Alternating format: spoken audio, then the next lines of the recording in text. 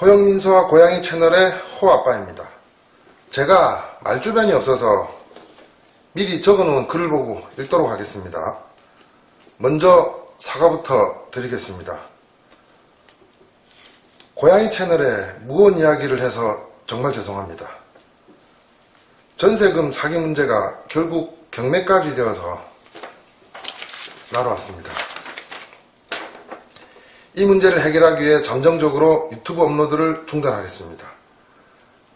가을이, 여름이, 말이, 봄이 사랑해주신 양양 패밀리분들께 진심으로 죄송합니다. 취미로라도 정규 영상을 계속 올리려고 했으나 일이 너무 위급하게 되어서 이 사태를 해결할 때까지라도 영상 업로드를 중단하도록 하겠습니다. 이번 일을 잘 모르시는 분들께 전세금 사기건을 간단하게 말씀드리겠습니다. 올해 2월달에 올 전세 1억 8,500만원으로 입주한 아파트가 임대인이 이전 세입자에게 전세금을 돌려주지 않아서 결국 경매까지 진행이 되고 말았습니다. 전세 계약서에 있는 특약을 완전 무시한 전세 계약 위반입니다. 공인중개사의 말만 믿고 전세 계약을 했다가 이런 일이 생기고 말았습니다. 공인중개사는 그때 계약 당시 만약에 잘못되면 동네 장사인데 이 동네 장사 못한다고 그렇게 큰 소리 빵빵 치더만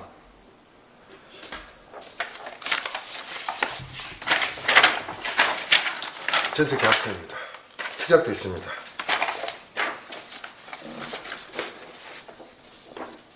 이에 저희는 이 사건을 법무사를 통해 창원 중부경찰서에 고소를 하였고 현재 고소 접수가 되어 수사 중에 있습니다. 하지만 기소가 된다 하더라도 형사처벌만 가능해서 결국 금전적인 피해는 볼 수밖에 없는 상황입니다.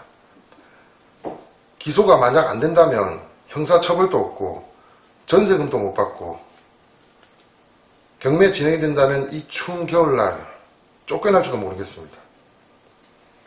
임대인은 이 아파트를 제외하고 소유하고 있는 다른 곳에도 경매가 들어갔다고 본인이 이야기하고 있고요. 내려간 얘기로 우리 주택도 지금 경매에 넘어갔어요. 돈 4,500만원 때문에. 현재 임대인이 거주 중인 아파트도 이미 대출로 잡혀 있어서 정말 힘들게 되었습니다.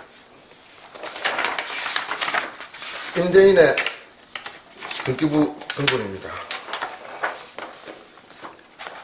먼저 고소장의 내용으로 본 사건을 자세히 알려드리도록 하겠습니다.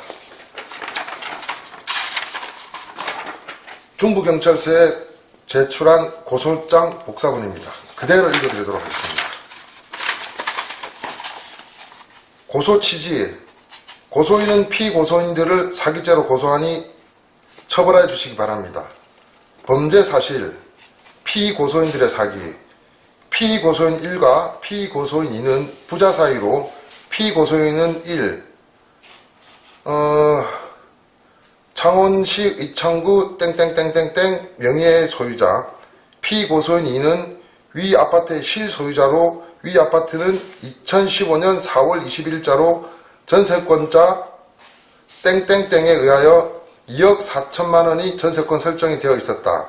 그럼에도 불구하고 피고소인들은 공모하여 2019년 1월 3일 일시불상경 창원시 의창구 땡땡땡에 있는 땡땡 공인중개사 사무실에서 고소인과 1억 8,500만원의 전세계약을 하면서 2019년 2월 17일까지 잔금을 주면 위 아파트의 전세권 설정 등기를 마수해주고 그 내용을 계약서에 적어주겠다고 거짓말을 하였다. 그러나 사실 피고소인들은 고소인들이 전세 자금을 지불하더라도 위 아파트 전세권 설정 등기를 말소하여 줄 의사나 능력이 없었다.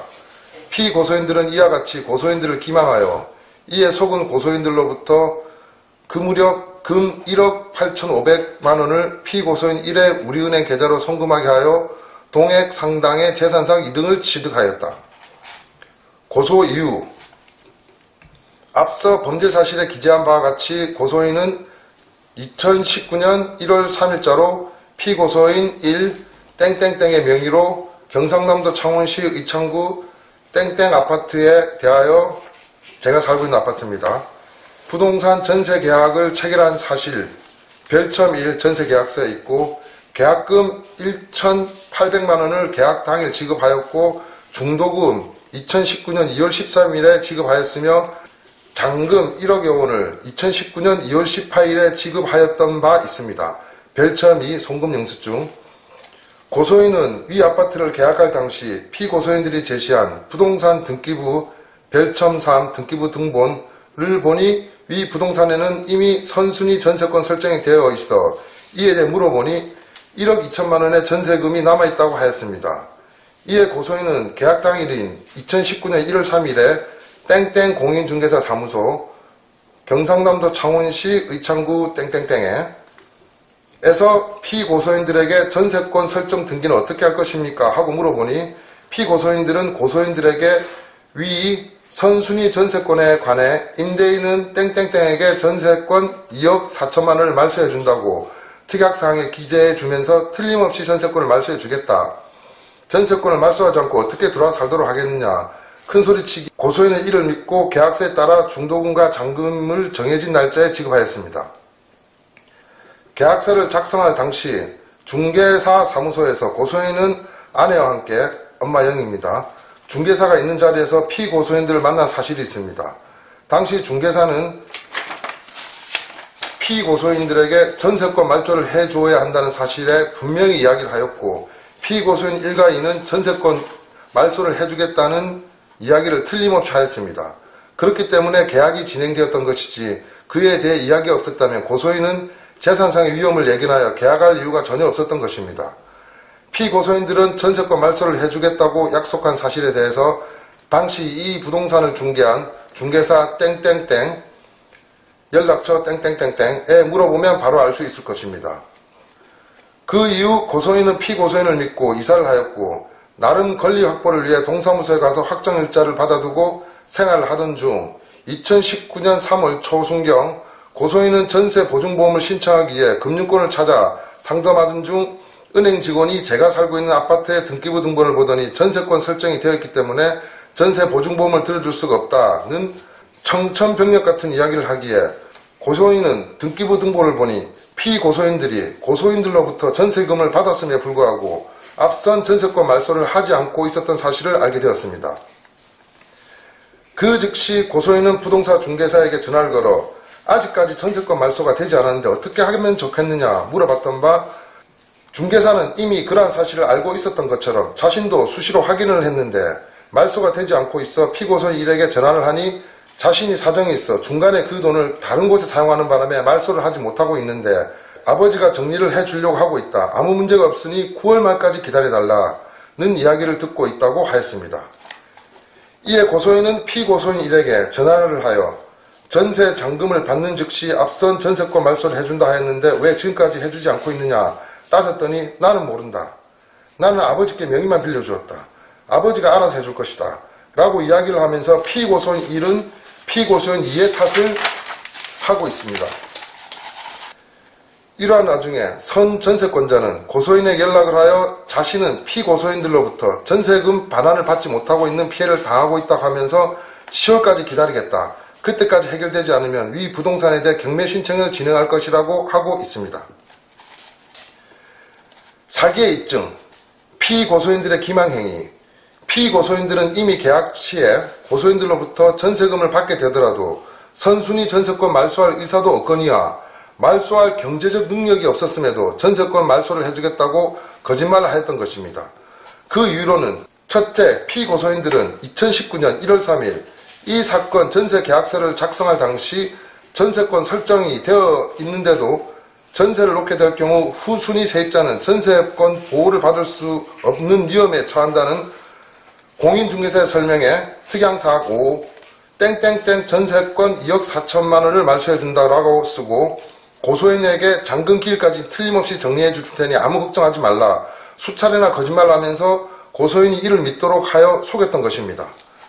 둘째, 거래 일반 간행은 선순위 근저당 혹은 전세권 말소를 하는 것과 동시에 잔금을 지급하는 것이 일반적 가로 열고 잔금 지급일에 전세권 말소와 잔금 지급을 동시에 이행하기 위해 전 전세권자, 전세권 말소 등기 업무를 수행할 법무사, 임대인, 임차인 등이 함께 부동산 사무소에 모여 서류 및 금전을 교환하는 동시에 교부함, 가로닫고으로 피고소인들이 선순위 전세권자에게 전세금을 반환하고 동시에 전세권 등기를 말소하여 함에도 고소인들은 이러한 거래 관행을 잘 모르는 기회로 전세 말소를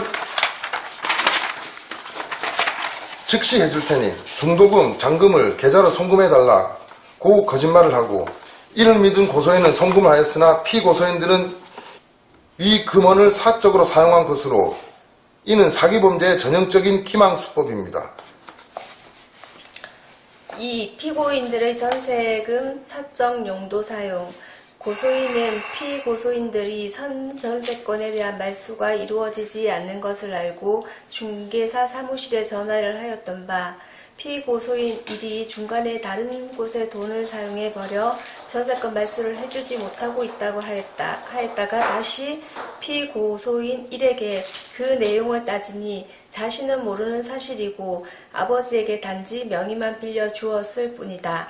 아버지가 알아서 해줄 것이다 라고 이야기를 하였습니다. 이러한 상황에서 고소인은 처음부터 고소인의 전세자금을 선전세권 말소에 사용하지 않으리라고 공모하였다는 것을 미루어 짐작할 수 있다고 생각합니다. 그러므로 고소인으로부터 지급된 전세금이 어떻게 사용이 되었는지, 또한 피고소인들의 당시의 부채 상황 등을 피고소인들을 상대로 조사를 해보면 피고소인들의 거짓말로 인한 기망행위를 밝혀지지 않을까 생각됩니다. 3. 사기죄의 구성요건인 기망 및 현실적 재산상 손해 발생 여부. 형법 제347조의 사기죄는 타인을 기망하여 그로 인한 하자 있는 의사를 기하여 재물의 교부를 받거나 재산상의 이익을 취득함으로써 성립하고, 사기죄의 본질은 기망에 의한 재물이나 재산상 이익의 취득이 있고 이로써 상대방의 재산이 침해되는 것이므로 상대방에게 현실적으로 재산상 손해가 발생함을 요하지 아니합니다. 향후 발생할 손해가 있음이 상당할 경우도 적용될 것이라는 취지고, 대법원 2003 12월 26일 선고 2003도 4914 판결 등 참조. 위 판례에 비추어 보면 피고인들은 적어도 부동산 전세 계약의 잔금일인 1919년 2월 18일에는 전 전세권자가 만약 전세금 반환이 되지 않는다면 부동산 임해, 경매 등을 통해 강제 집행을 할 것이고, 그렇게 되면 고소인이 임대차 보증금 1억 8,500만 원의 현실적 피해를 볼 것이라는 점을 충분히 인식하였을 것으로 보입니다. 그럼에도 불구하고 피의자들은 전세권 말소를 해준다고 거짓말을 하면서 고소인들을 속인 행위는 고소인이 피고인들의 기망에 의하여 해당 부동산의 전세권을 취득하게 될 수 없게 될지도 모른다는 사정을 뻔히 알면서 전세금을 받은 그때에 이미 사기죄의 기수가 된 것으로 보아야 할 것입니다.